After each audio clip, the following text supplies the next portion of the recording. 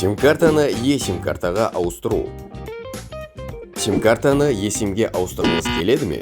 Көмектесеміз. App Store'дан Мой Билайн қосымшасын жүктеңіз.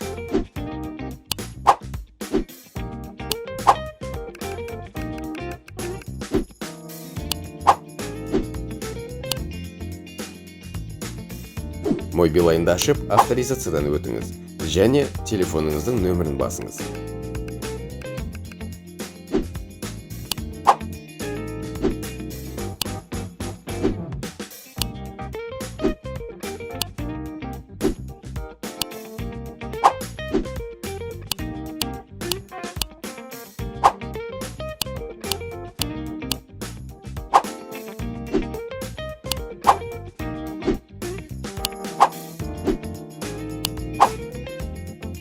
Замена сим-карты eSIM пернесін, eSIM содан соң продолжить пернесін басыңыз. Сәйкестендіруден өтіңіз. Ауыстыру ақысын төлеңіз.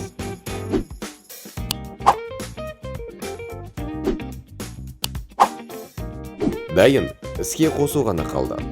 QR-кодты фотоға түсіріңіз, немесе скриншот жасап, басқа құрылғыдан ашыңыз. Баптаулар мәзіріне кіріңіз. Сотовые данные, добавить сотовый тарифті таңдаңыз. QR-кодты сканерлеңіз.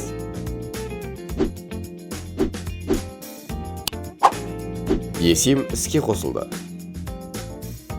eSIM жағдайыңызды жасауға арналған технология.